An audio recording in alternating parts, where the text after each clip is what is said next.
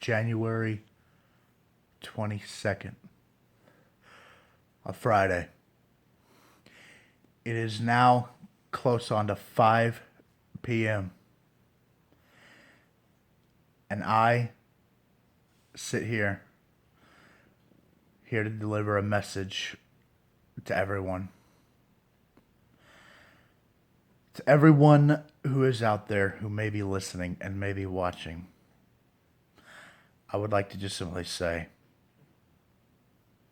that I'm finally going to get this off my chest. I have been struggling more so in these last few weeks alone than I ever have in my entire life. For those of you who are spiritually devout, you can only understand. You can never comprehend.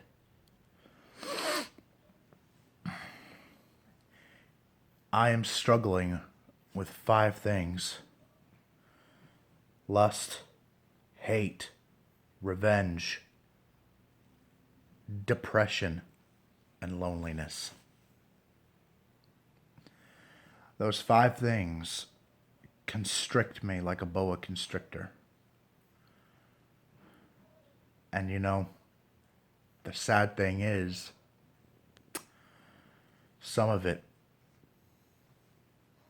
came from some of you, and you know who you are.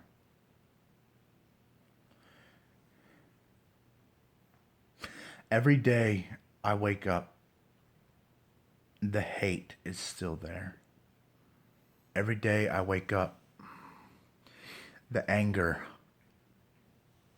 is there. Every day I wake up, the loneliness and the despair is there. I can't tell you how many times I've wished that I could just stay sleeping. A forever sleep, if you will. Because at least in my dreams, I'm not alone. At least in my dreams, I have forever companionship. What I'm missing and lacking more than anything in the world is a companion. A female companion. Someone who I can share my faith with. Someone who I can share everything with: my life, my soul, my mind, and even my heart. Those of you who are married, you wouldn't 100% comprehend it, but you could understand it. You have your companion, you have your partner, you have your spouse, and therefore you're never truly alone. Even though sometimes people who are married can actually be the most loneliest of people, because their feelings and their thoughts are never being heard by the people that supposedly love them the most. It's very, very saddening to me whenever I wake up and feel these feelings, because I know I shouldn't. I shouldn't feel these feelings, and yet I do. A lot of you would probably think that I'm being selfish and I need to seek professional help. But a lot of you don't understand. I have sought professional help before in the past. And every time that I let my emotions out, the psychiatrist or therapist says, he's all better. Everything's all taken care of. He doesn't need any further counseling. But I fall right back into my funk. Every single time. And this is where a lot of you would bring in the whole selfishness thing. In truth, in church, no one ever bothered to ask me about my life, or my struggles, or what I was going through. none of them really seemed to care. Everyone knew everyone else's past, everyone else's history, everyone else's family. But did they ever once ask about mine? No.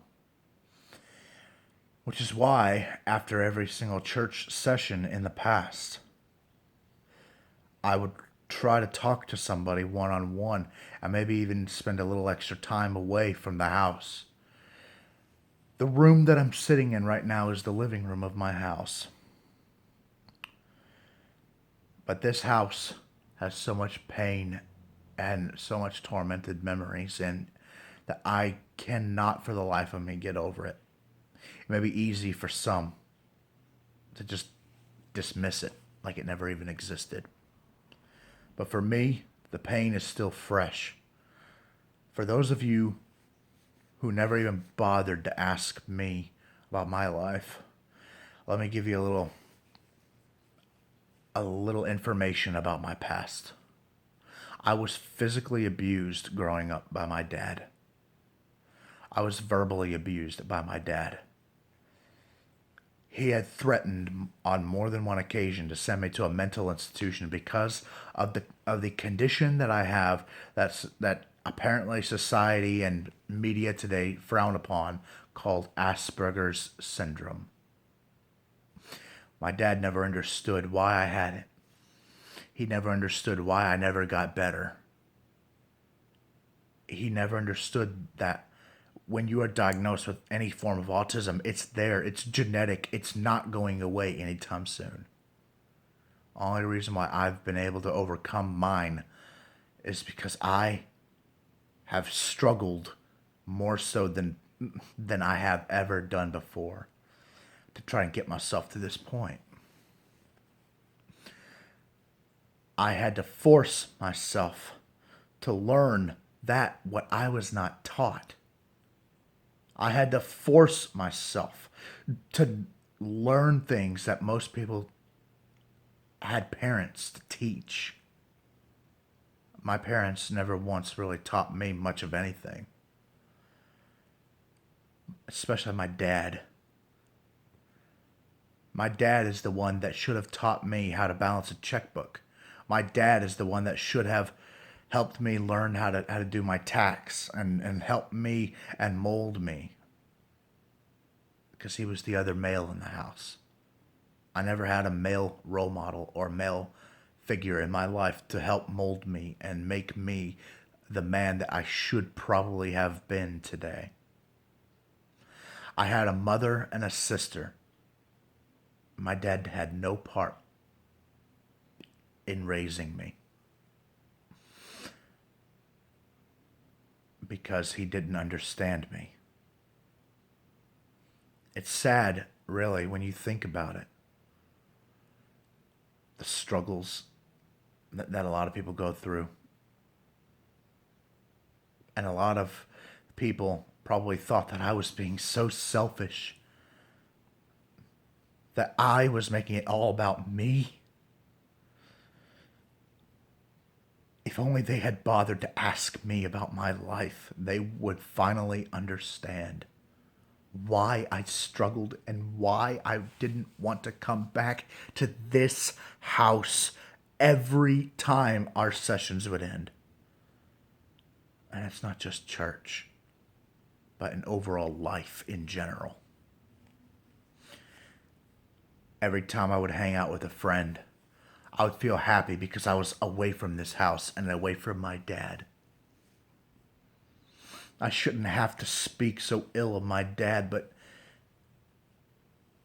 he made my life a living hell, and that's what a lot of you seem to be missing out on, because you have never been around long enough to understand what I was going through.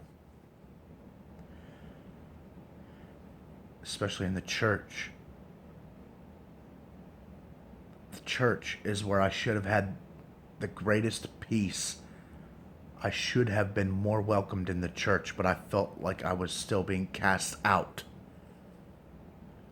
I had a friend who came into the church building with me once, and he was wearing a t-shirt that looked Christian, but I could see a lot of them burning a hole through him because of how he looked. And once again, that's society working, saying that you have to look a certain way, act a certain way, and be a certain way to be accepted. In the church, social acceptance orders should be thrown out the window. But it's not. There's a lot of corruption. And a lot of you may think that I need to really do some soul searching. Well, a lot of you, especially those of you who actually know me, those of you who actually know me on a real personal level, you can disregard what I'm about to say because this does not apply to you. Those of you, and brand new friends who are looking at this, disregard this because you haven't been around long enough to get the full gist of me anyway. So this doesn't concern you either. But to get back to my point, those of you who claim that I need help obviously just don't get it. I've been praying for almost 10 years. I've cried myself to sleep every single night for the last 10 years. I have made myself physically ill over the last 10 years. And to those of you who think that I am in good health, let this be a wake-up call for a lot of you. Okay? I am actually dying because I'm slowly losing the will to live because I don't have somebody here with me to share in my joy and share in my faith and share with. I am codependent. I'm man enough to admit that. I need somebody in my life. I don't know what it feels like to be truly alone. And yet I do. I don't want to be alone. By powers, nobody should have to be alone. But in this modern day and age, it's hard for people to go out there and open up and be honest with themselves and be honest with people. Because here's the thing. In a world that's fallen so far from grace, you don't know who's what anymore. Which way they're going. The struggle.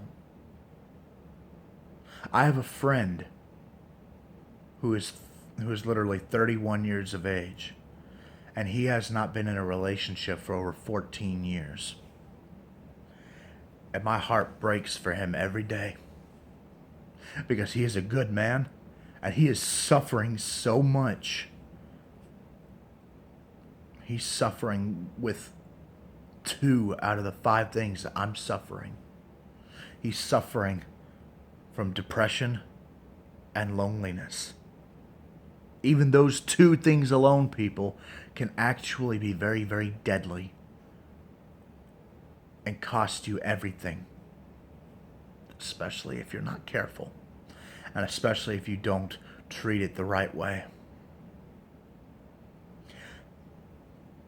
I have known a few people that have committed suicide just for even having 1 of the 5. And here's the real truth of the matter. To my family and friends who actually know me, suicide has been on my mind a lot lately. I don't know why.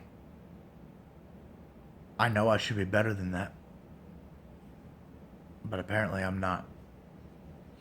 And for those of you who are spiritually devout, you would say, pray about it, hand it over to God. I've prayed and handed it over to God for a number of years now. But the one thing that I've come to realize is that God will not take care of this one for me. Because of the fact that my faith is broken. My spirit is broken. My mind is losing the battle to live. In Star Wars Episode 3, Revenge of the Sith, after Anakin put Padme through that mental torment and broke her heart, the doctor droid said, clinically, she's completely healthy. For reasons they could not explain, they were losing her. That she had lost the will to live. It's a very real case, people. That sometimes you just lose the will to live and you hang on by a thread, and day by day you are dying more and more than any normal person.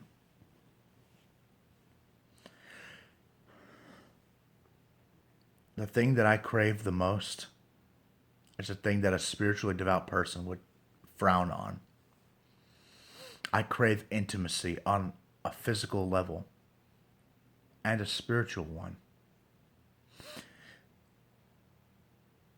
I am tired of being a victim of the slight autism that I have. I'm tired of suffering because I don't need it. And a lot of you would say that I'm being selfish. But for those of you who think that way, let's just reevaluate ourselves here. Especially those of you who know that you have abandoned me in my past when I needed you the most. You all got in your cars, you drove away, you moved on with your life, never once looking back. I don't hold the not looking back part against you. But you got in your cars, you drove away, and you never once called me, texted me, emailed me. You never once called to check in to see if I was doing okay. You claimed that you remembered me.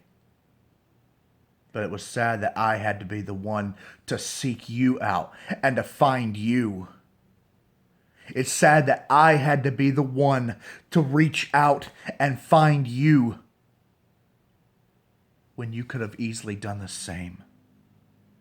But you didn't.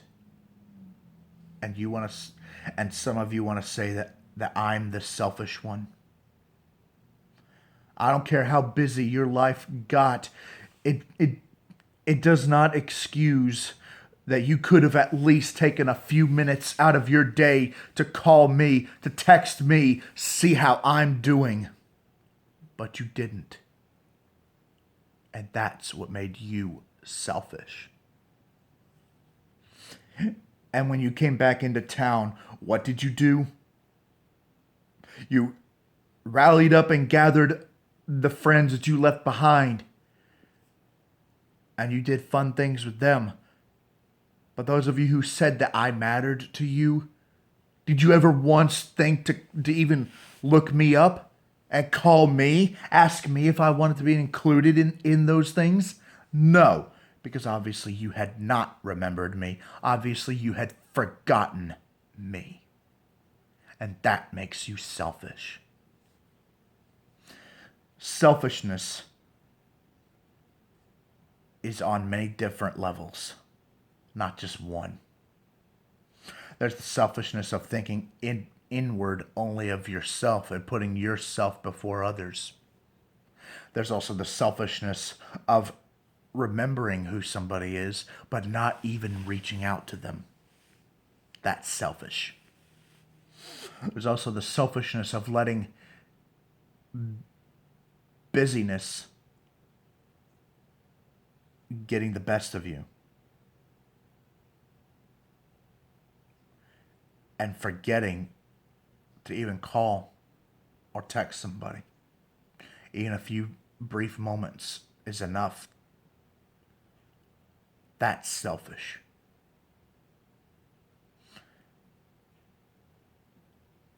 I am not selfish by any means because I've always put the needs of others before myself.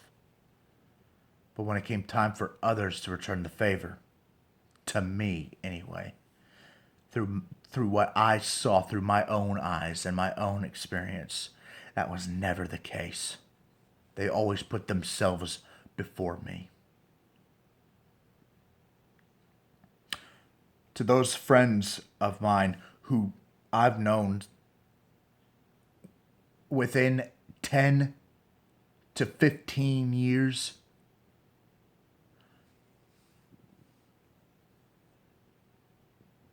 those of you who actually know who you are can definitely say that selfishness has always been there.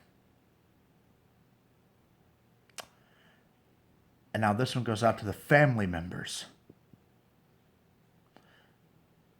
Family members, those of you who think that it is so easy to just pray and hand it over to God,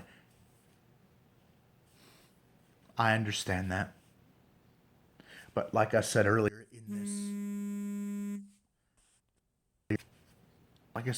in this, my struggle has been my whole life. Sorry about that vibration. I had a phone call come in. And you will hear another vibration again, more than likely. So I apologize. And I'm going to keep on hanging up on that person because I really need to get this off my chest. Do not for 1 minute think that I don't put the needs of others before myself. Do not for 1 minute think that I am the most selfish person that you've ever met. Because I'm not. Do not for 1 minute that I don't think about others. Because I do. Now it's time for you to think about me. I love you, every last one of you. I love you so much. That's why I made this video. That's why I make this right now. That's why I'm reaching out to you. This video is not a video of self-pity, but a video of Josh J 101. I'll be making more videos like this in the future. I'll post them on my YouTube channel. And I'll post them on Facebook if Facebook actually allows. These are videos to help people understand who I am as a person.